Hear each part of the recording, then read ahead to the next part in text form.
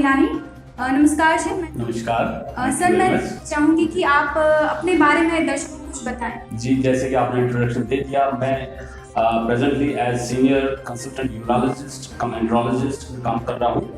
Sir, मैं आपसे पूछना चाहूँगी कि आपका ये जो डिपार्टमेंट है यूरोलॉजी, ये इसमें किन तरह की चीज़ें आती हैं, किन चीज़ों से डील करता है यूरोलॉजी जो? जी, देखिए यूरोलॉजी जो है इसका जो मेडिकल पूरा नेम है that is genito urinary surgery.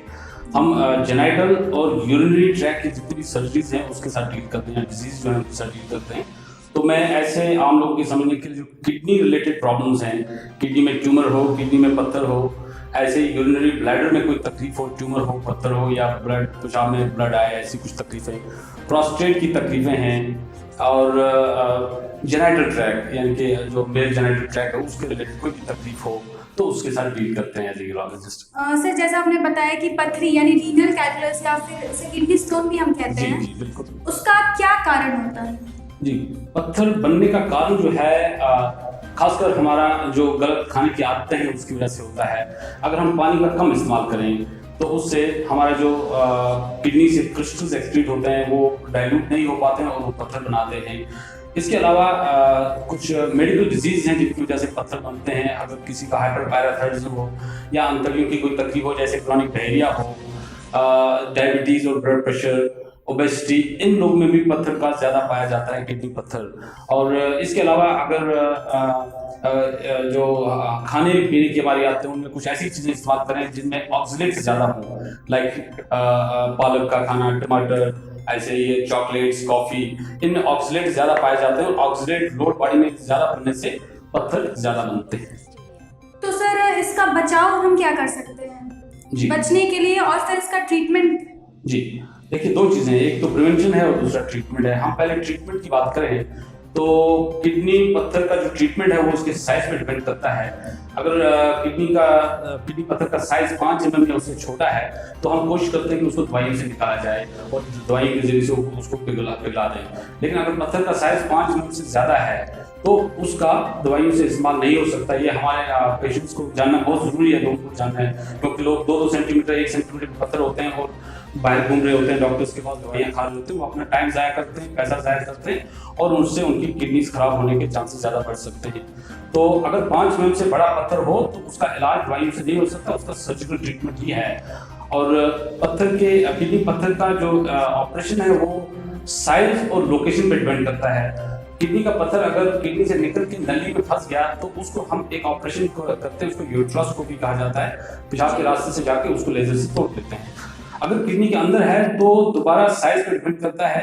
अगर छोटा है 5 mm से 10 mm और 15 mm के बीच में है तो हम किडनी के अंदर जाके लेजर से उसको तोड़ते हैं। उस ऑपरेशन को RIRS कहते हैं। ये हर सेंटर में नहीं होता है लेकिन मेरे सेंटर में ये ऑपरेशन होता है, जिसमें हम फ्लेक्सिबल यूट्रोस्कोप इस्तेमाल करते हैं और लेजर से पत्थर को तोड़ते हैं।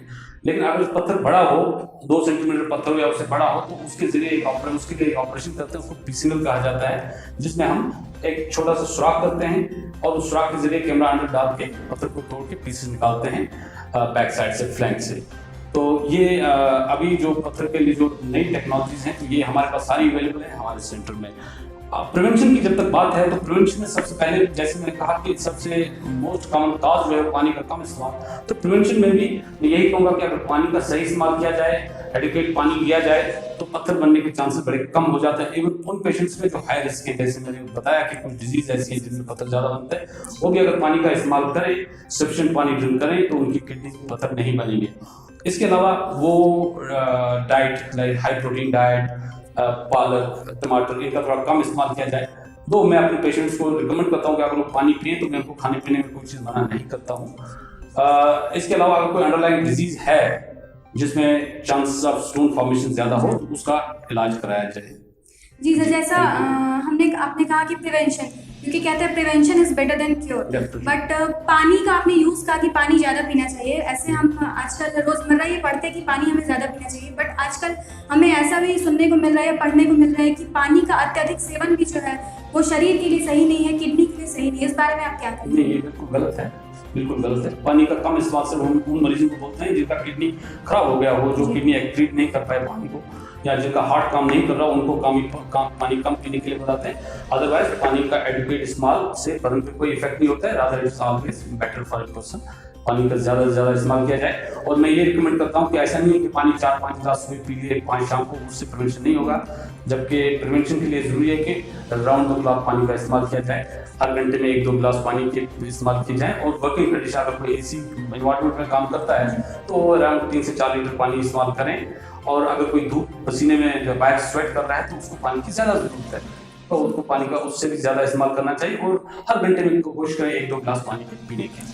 जी सर, वहीं प्रोस्टेट के बारे में भी हमारे दर्शक जानना चाहेंगे कि ये क्या होती है और इससे किस तरह से बचाव किया जा सकता है।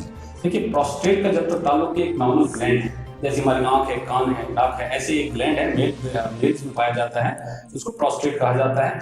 ये प्रोस्टेट ब्लैडर के बिल्कुल सामने होता है। हमारा पेशाब का रास्ता जो है इसके बीच में से गुजरता है। 40 साल उम्र के बाद क्या होता है कि ये प्रोस्टेट ग्लैंड बड़ा होना शुरू हो जाता है। जैसे हमारे बाल सफेद होते हैं उम्र के साथ, ऐसे ये भी इसका साइज बड़ा होना शुरू हो जाता है। और जब इसका साइज बड़ा होता है तो हमारा पेशाब का रास्ता इसके बीच में फंस जाता है, जिसकी वजह से पेशेंट के सिम्टम्स शुरू हो जाते हैं। जैसे वो रात को उठता है पेशाब करने के लिए, दिन में पेशाब बार बार लगता है, तब पेशाब को रोक नहीं सकता, जब लगे तो बहुत जल्दी जाना है पेशाब करने के लिए। पेशाब का स्ट्रीम कमजोर हो जाता है, वो बोलता है कि पेशाब दूर नहीं जाता है डॉक्टर साहब। तो ऐसे सिम्टम्स जब भी आए तो ये समझ जाना चाहिए कि उसके प्रोस्टेट के सिम्टम्स शुरू हो गए हैं और उनको ट्रीटमेंट के लिए आना चाहिए।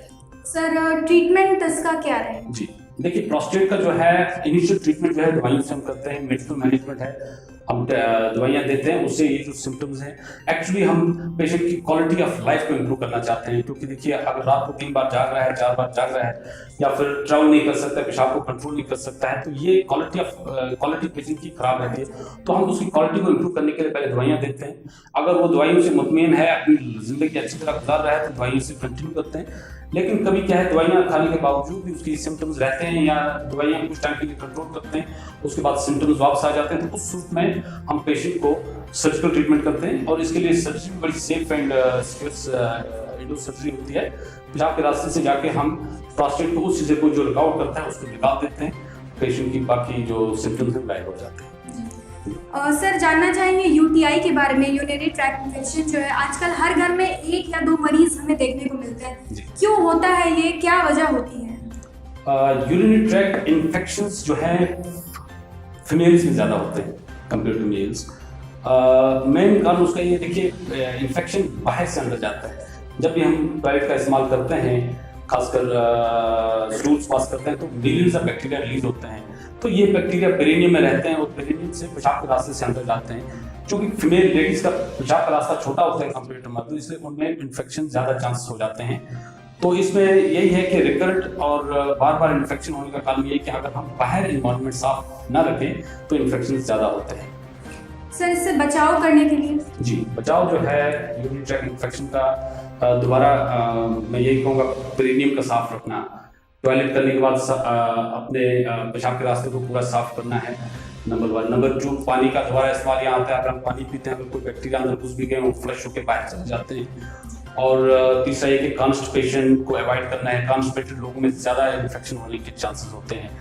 और इसके अलावा अगर सिम्टम्स आए कभी इन्फेक्शन के, तो डॉक्टर से कंसल्ट करना है। शॉर्ट टर्म कुछ एंटीबायोटिक्स वगैरह की जरूरत पड़ सकती है, और प्रिवेंटिव मेजर्स के लिए हम रिकमेंड करते हैं। एक रिकमेंडेशन ये भी है कि मैं 6 बार्स यानी कि पानी में बैठने के लिए बताता हूँ। नमक पानी में डाल के मिक्स करके उसमें 10 मिनट के लिए बैठें, तो उससे क्या सारे बैक्टीरिया जो है बाहर हमारे पेरिनियल एरिया में वो वॉश आउट हो जाते हैं और पेशेंट को इन्फेक्शन होने के चांसेस कम होते हैं। सर, मैं आपसे जानना चाहूँगी कि यूरिनरी लीक जो है आजकल जो एजेड वुमेन होती हैं उनके अंदर ये प्रॉब्लम काफ़ी पाई जाती है कि अगर थोड़े से भी कुछ प्रॉब्लम खांसने वगैरह में यूरिनरी लीकेज हो जाता है, तो इसकी क्या वजह होती है, इससे किस तरह से बचाव किया जा सकता है? जी, यूरिनरी लीक जो है ये सिर्फ ओल्ड एज में नहीं, यंग एज लेडीज में बड़ा कॉमन है।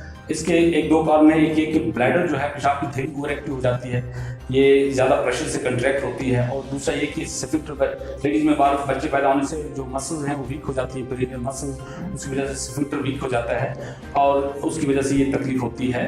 और इसके लिए ये है कि क्वालिटी ऑफ लाइफ पे दोबारा इम्पैक्ट है। ये लेडीज कहीं पब्लिक में जा नहीं सकती हैं, चाहे कहीं पे भी जाएं यूरिन लीक होने की वजह से स्मेल करती हैं और इससे क्वालिटी ऑफ लाइफ पे काफ़ी इम्पैक्ट है और ये बिल्कुल ट्रीटेबल डिजीज हैं। अगर कोई भी लेडी हो जिसको ऐसी तकलीफ हो कि खांसने से, छींकने से पेशाब लीक हो रहा है, पेशाब लगने से इससे पहले कि वो टॉयलेट पहुंचे पेशाब लीक हो जाता है, उसको डॉक्टर से मिलना चाहिए, उसको यूरोलॉजिस्ट के पास आना चाहिए। ये बिल्कुल ट्रीटेबल डिजीज है, दवाइयों से ठीक हो जाता है। और अगर जरूरत पड़े से फिल्टर बहुत कमजोर हो तो उस सूरत में हम एक टेप लगाते हैं, सर्जिकल ट्रीटमेंट होता है, उसको ट्रांसवेजाइनल टेप कहते हैं। उसके बाद उनकी नॉर्मल लाइफ हो जाती है और वो अपनी क्वालिटी लाइफ जी सकते हैं। जी धन्यवाद सर। सर मैं चाहूँगी कि हमारे दर्शकों के लिए आप कुछ कहें।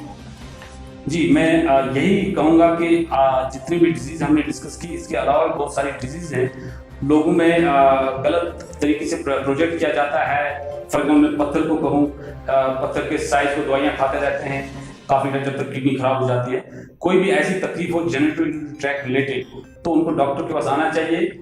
और ऐसी कोई भी तकलीफ नहीं है जिसका इलाज नहीं है, मुकम्मल इलाज है इनका। और लोग जो गुमराह करते हैं लोगों को, गलत दवाइयाँ खिलाते हैं, उनको फॉलो नहीं करना चाहिए। वो प्रॉपर डॉक्टर से मिलना चाहिए और प्रॉपर इलाज करवाना चाहिए अपना। धन्यवाद सर।